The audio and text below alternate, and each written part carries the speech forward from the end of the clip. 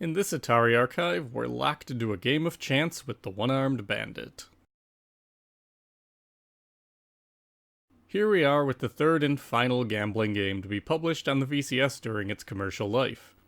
Unlike blackjack and casino, Slot Machine trades in card games in favor of a simulation of, as the name suggests, a slot machine. In this respect, it succeeds in producing a perfectly accurate take on slots, but there's not a whole lot else to it. Slot machines and video games actually have a bit of history dating back to the mainframe computer era. The earliest known slot machine video game was Simulation of a One-Armed Bandit, written by Dick Connor for the IBM 1620 in 1962, and included in the official software catalog. This version would print out a 3-character combination of 6 symbols using a pseudo-random number generator, following a bet of up to 90 cents a spin. The next known program was Onearmed Bandit, written for the DEC PDP-8 computer in 1970 by Larry Owens and James Ward, which gives you 15 silver dollars to try and make a jackpot of lemons, pears, bars, cherries, or bells. Another version named Slots, written by Fred Mirabelle and Bob Harper, was popularized by David All's 101 Basic Computer Games book in 1973. And Joyce Weisbecker wrote her own slot machine game, called Jackpot, for her father Joe's prototype Fred microcomputer that he was then working on with other RCA engineers in 1974. Weisbecker notes that while she had written little programs on the Fred before this point, Jackpot was among her earliest games, and was one that the Fred team promoted as a playable game internally at RCA. The first full-on video slot machine was also developed in 1975 by the Fortune Coin Company, though players reportedly were not happy with it replacing physical wheels with a digital display.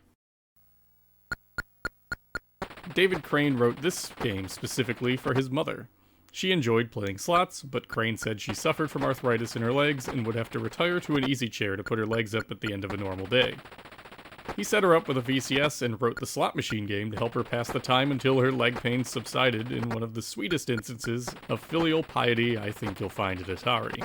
Crane said he based the game off of the 20-stop Liberty Bell machines that were the standard variety of slots games since their invention in 1895 by Charles Fay. What this means is that each wheel on the machine has 20 stopping locations, and stops after a completely random period of spinning, key factors Crane brought over to his game cart. As he notes, the results of each spin are entirely random, which means that, much like an actual slot machine, you'll be hard-pressed to actually win more money than you came in with. So with random spins, what does the player actually do in this game? Well, you insert coins. Half the game types on the cart will only pay off on a matching set of images in the center line. The more you bet, the bigger your payoff is if those 3 symbols line up. The other 4 game types allow for up to 5 pay lines, with an additional coin being inserted giving players the ability to win off the upper, lower, or diagonal lines as well. Both of these variants come in 1 or 2 player varieties, and players can also choose between a jackpot machine that pays out on a trio of bars or cars, or a payoff machine that pays out differing amounts depending on what images line up.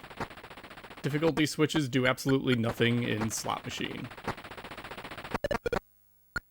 Finally, the numbers above the wheel indicate what game type, the number of players, and the number of pay lines are while going through the menu.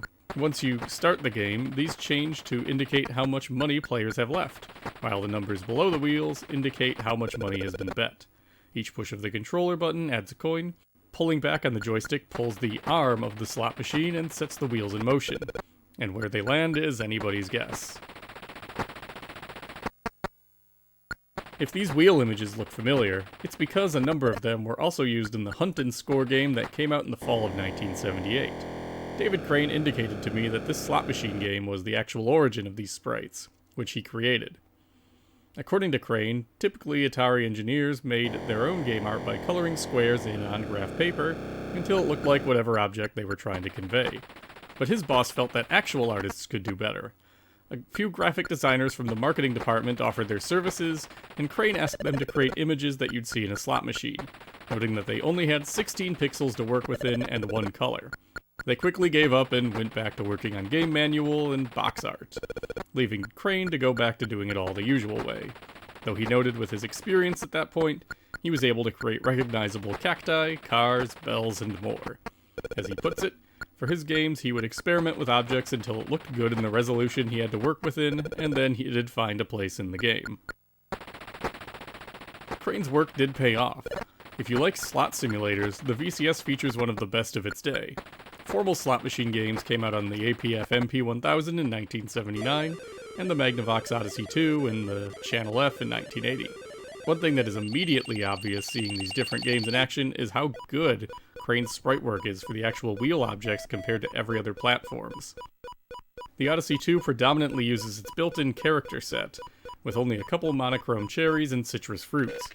While the MP1000 and Channel F had multicolor objects, they're decidedly more abstract than those in Atari's game. One nice touch in the Channel F and Odyssey 2 games is that they show the wheels spinning, and while the Odyssey 2 doesn't have the nice slot machine graphic on screen that the Channel F does, it does feature the same 5-line payoff as the VCS game. The MP1000 is the real weak link here, without the nice visuals or additional lines. I'd also like to make mention that slot machines were a popular choice for home developers using the Bally Professional Arcade's BASIC carts to make their games, with more than 13 distinct programs being published as a code listing or sold on cassette between 1979 and 1987. While the one I recorded, written by Al Roginski and published in the June 11, 1982 Arcadian newsletter, doesn't have sound using the conversion I used that runs on the Astro BASIC cartridge, the animation on the slot machine arm is incredibly smooth and looks quite good. These early indie developers did interesting stuff with limited hardware, and while I'm not going to bring up every example of their work in these videos, I do want to give them some credit here and there. Like fellow 1979 release Miniature Golf, Slot Machine was unceremoniously discontinued by Atari fairly early on, seemingly dropping the game in June 1980 from its lineup alongside 1977 release Starship. Distribution of such a limited game never seemed that great. Even at its release, one can find store ads noting the game was only available on request. It's really such a slim offering that Atari Corporation didn't even bring it back at all in the late 80s. And even Starship got 26 new copies published in that era. What Slot Machine does, it does very well. There was just never much of a market for it. Slot Machine does wrap up Atari's first steps towards releasing new games year-round. These games actually provide a capper for an entire era of Atari game development. For starters, this is David Crane's final game at Atari we'll look at. He and fellow developers Alan Miller and Bob Whitehead, joined shortly thereafter by Larry Kaplan, would leave the company in 1979 to form Activision in early 1980. We've got one more Bob Whitehead developed game that will show up this year, but after that you'll be seeing their names under a different publisher. But beyond staffing changes, the games of fall 1979 mark an inflection point towards an increasing sophistication and complexity. The game sizes are consistently bigger here on out, and developers will use that extra space to truly push the capabilities of the VCS.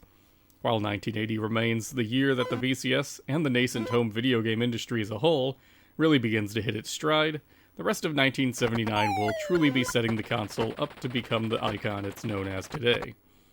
Slot Machine is an awfully small step on that path, but it's kind of nice to take in the detailed object visuals and basic gameplay before entering a period of technical and critical marvels.